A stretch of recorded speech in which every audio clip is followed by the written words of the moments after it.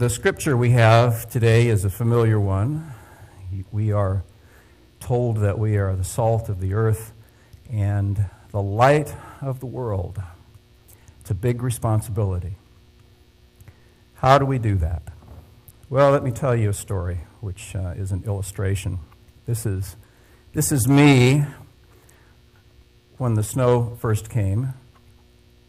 I don't know if you can tell, but I actually look kind of happy because for the last number of years of my life, I've got a good amount of exercise by going out and clearing snow off the sidewalks. It was kind of a community thing around our neighborhood to do that. Whenever the snow came, the neighbors would come out with their ATVs with little shovels on them, and the city snow plows would go around. And whenever there was snow, it would all be cleared away. Of course, when you live in a place that has it all the time, that's what happens.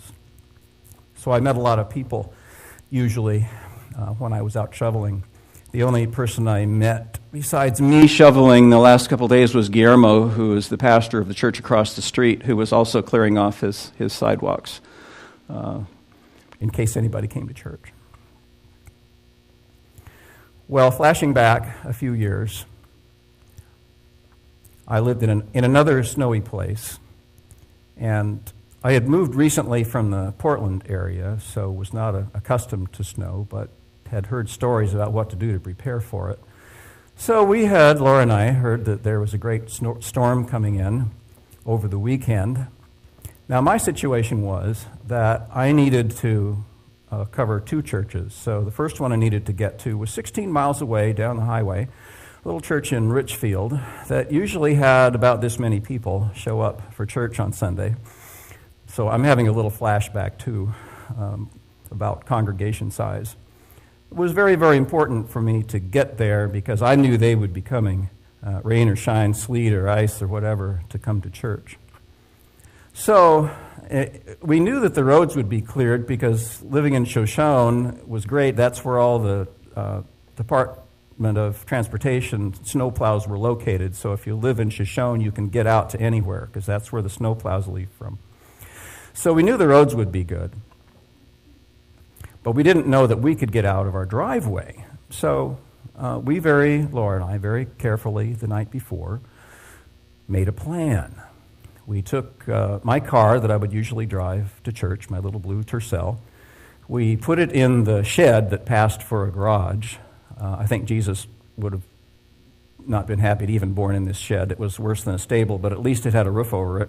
And we put the car in the garage and put chains on the tires so that we were all ready to go. And we were so smug and happy. We got up early in the morning, and sure enough, there had been about 8 to 10 inches, a foot of snow. We got up at a leisurely pace and felt that we were so well prepared that we took our time and, wanting to be the salt of the earth, got out our snow shovels and shoveled the walks in front of the Shoshone church and all around the edge, and dug ourselves a spot out into the alley so we could get out to the road. And I think we even walked down and had breakfast at the Manhattan that morning because we thought we had plenty of time. Yeah.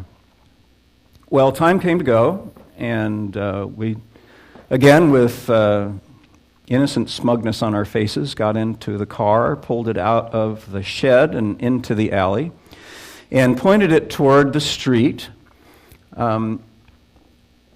The snowplows in Shoshone are very efficient, so what they had done is also plowed the streets all around town, and one of the side effects of that is they pile up berms in front of alleys.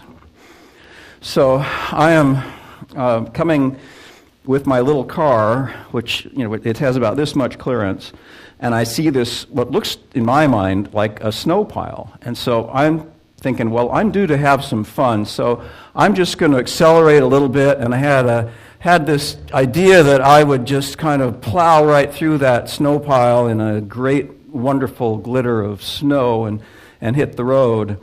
I did not, in my enthusiasm, sense my wife sitting next to me thinking, no, don't. So I sped up a little bit.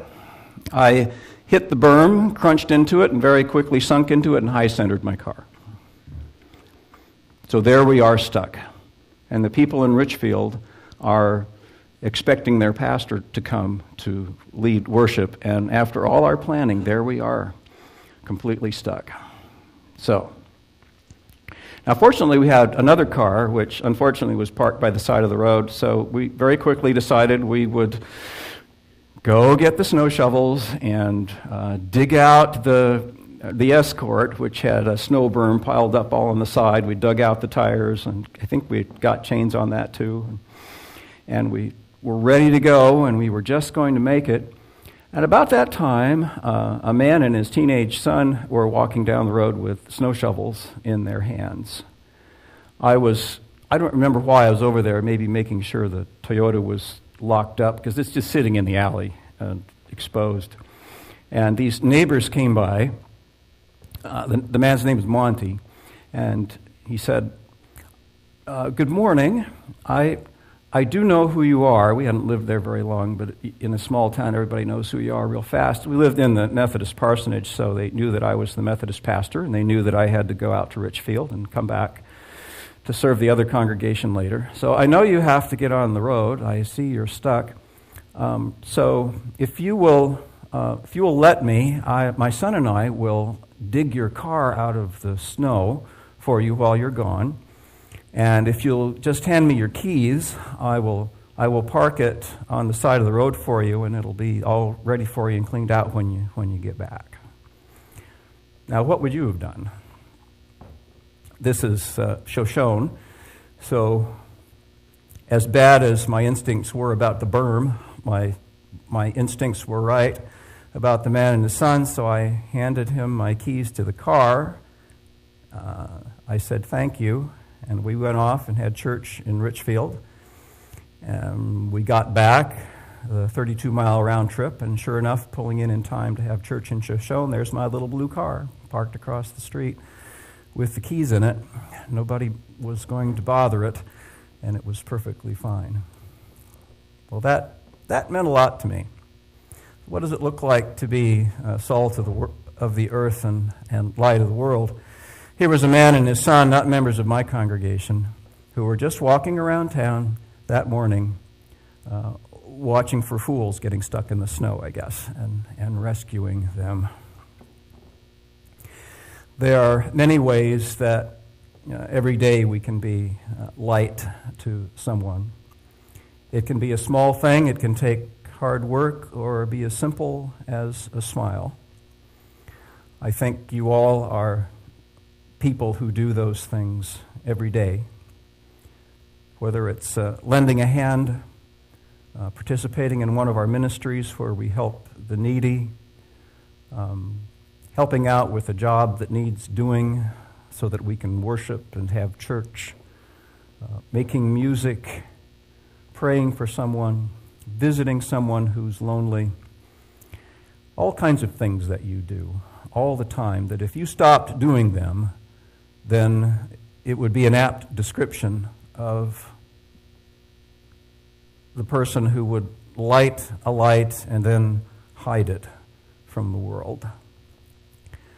You are all given a great charge as you are with one another and you are out in the world to express the love and the grace of Christ. And I appreciate the ways that you do that.